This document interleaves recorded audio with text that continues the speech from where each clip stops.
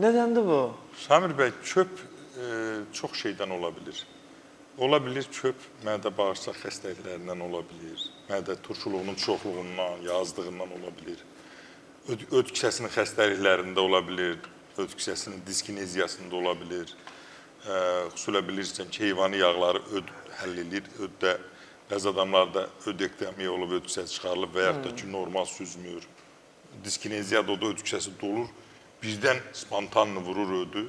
Ağzından bəri gəlir zəhər, acılıq, narahatçılıq. Bir də görsən düzəldi. Yəni, bundan başqa qurd xəstəliklərində ola bilir. Bağırsaqlarda disbakterioz olanda, bağırsaq çöplərinin nisbəti düzgün olmayanda çöp yarana bilir, qəbzlik yarana bilir. Yəni, bir də mədə-bağırsaq nevrozu var. Ağzıma deyir, su dəyən kimi, ya yemək dəyən kimi şişirəm, ya tualetə qaçıram, ya ishal olur, ya köpü olur, ya nə olur? Bu nevroza bağlıdır. Çünki hələ bu gedib çatmayıb yerinə. Bu göstəriş bu nevrozun nəticəsində. Yəni, formalara qədər müxtəlif ki, adamlar çaşıb qalırlar.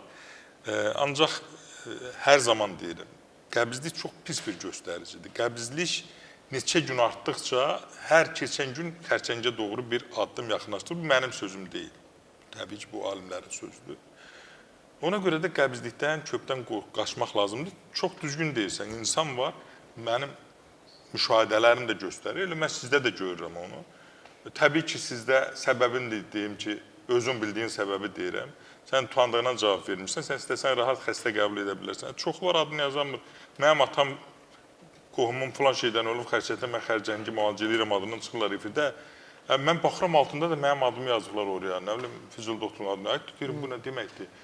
Sən cəmaatı anlatmaq üçün bizim adımızı nə yazırsan ora? Sizin adınızı yazıb başqa nömrələr qoyurlar. Yox, biz biri nə bilim orada düzəldib daimi durur orada. Öz nömrəsini qoyman, öz nömrəsini qoyur, öz söhbətini eləyir, mən xərçəngə. Zalimin qızı sən bir getginlə ən azı bir tibb bacılığını qutar, yarım həkimliyi qutar. Sənin bu işin pul qazanmaq yeri ən hasan deyir bu sahədir. Hamı məsləhət verir. Baxıram biabırçı bir olmaz. Deyirəm, ay xanım, sən bunu haradan öyrənmişsən? Deyir, TikTokdan götürmüşəm ya Instagramdan götürmüşəm. Deyirəm, elə şey olarmı? Bunlar da hansısa millətdən tərcümə edirlər, düz tərcümə eləyə bilmirlər, tərsinə alınır. Sən sağlamlığına ziyan vuraq, elə olmaz, elə müalicə olmaz. İndi nəyə gətirirəm? Bir məsləhət, yəni bir mənalı şəkildə sizdə də, məndə də, başqalında da xeyli müsbət nəticə verir alma sirkəsi. Bu yığılmış orqanizmdə pH-ı normaya salır, qələm mühit yaradır, orqanizm yığılan qazı çıxardır və ona görə də görürsən ki, incələşirsən. İndi turşuluğu çox olandan pomidor yeyəndə, ondan sonra turşuluğa meyilli qidaları qəbul edəndə görürsən ki, turşuluq artır və yaxud həzm pozulanda onu kimi. Bəs nə etməli? Şüyüd toxumu dəmləməli, raziyana toxumu kömək eləyir, sonra kətan toxumu kömək eləyir, çiya toxumu kömək eləyir. Yəni, həzmi yaxşılaşdıran da xeyli vasitələr var. Acılıq otu qəbzliyə kömək eləyir, sana yarpağı kömək eləyir qəbzlikdə. Acılıq otu? Acılıq otu. Yəni, səbəblər. Bir də bundan başqa mən özüm də gör neçə il bu sahədə məşğulam. Məlhəmlər düzəldirəm, məcunlar düzəldirəm, qəbzlik götürmək üçün, köpü götürmək üçün. Yəni, doktor, bu bir müddət kömək eləyir, yoxsa... Yox, əgər sən onun... Köklü surətdə... Gözəl sualdır. Yəni, bax, çox gözəl sual. Sən əgər disbakteriozsa, bağırsaq çöplərini yerinə qoymusansa, ömrü düzəlir. Qəbzlik gedir, köp gedir. Bağırsaq çöplərində qidalarla qoymalıyıq. Yox, qida ilə qoymalıyıq. Həmin qidana da təsiri var. Təbii ki, təbii qidalanmaq. Lifli qidalarında.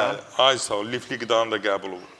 Müsbət olur. Ancaq birbaşa eləsi var, çox aşağıdır.